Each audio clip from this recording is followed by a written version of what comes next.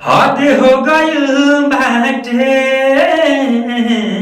कालुए बिदाई बाहिरी मिलम बाटे पेरुरु सवाई बारू भइलु हवे अब खत्म होता उजारी के तके हो जाता अपने हाथे खोता।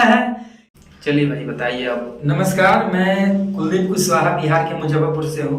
मैं एक सॉन्ग सुनाने वाला हूँ। मैं भी थोड़ा एक मजबूरी में फंसा हूँ, जो कि अभी मेरा सॉन्ग नहीं आ पाएगा लगभग 6 मंथ तक। फिर उसके बाद मेरा सॉन्ग एक बैक टू बैक आएगा सॉन्ग। तो आप लोगों को सुना रहा हूँ, सॉन्ग को सुनिए, अच्छा लगेगा तो शायद शेयर जरूर कीजिएगा, लाइक कमेंट भी कीजिएगा जरूर से भाई से सपोर्ट करना, अच्छा लगे तो। चलिए भाई इस गाना एक सुना दीजिए, प्यारा सैड सॉन्ग सुना देते हैं क्या? हाँ सुना दीजिए भाई। हद हो गइल बाटे कालुए बिदाई बाहे हद हो गइल बाटे कालुए बिदाई बा आखिरी मिलम बाटे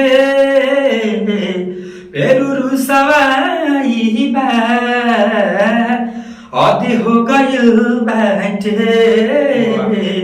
कालुए बिदाई बा अरे शुरू भइलु हवे अब खत्म होता उजारी के तके हो जाता अपने हाथे खोता याद बड़ी आई हंसी टिठोलिया रे चल जाई पिया लेके डोलिया रे दर्द न जानी केहू जग हर जाई बा हद हो गइल बाटे कालुए बिदाई बा। दिल को छू जाए, सुनाइए। ठीक ठीक। एक नया गाना है नीलकमल सिंह का, जो बहुत अच्छा ही लगता है, मेरे को भी पर्सनली अच्छा लगता है, आप लोगों को भी अच्छा लगेगा आशा करता हूँ। तो सुनाता हूँ। सुनाइए।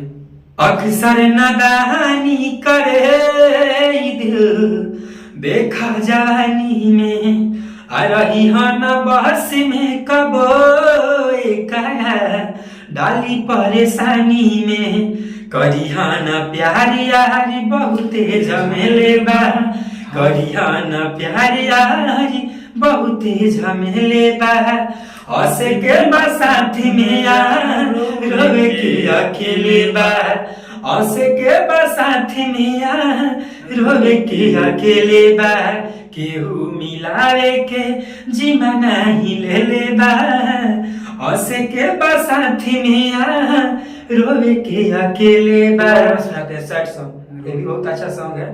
बोलिए। बिछड़ी के की पल तो हंसे जियल नहीं खे गवारा हो रोवाता दिल बेचारा हो ओई प्यार न दोबारा हो ओई प्यार न दोबारा हो। भाई को सपोर्ट जरूर कर।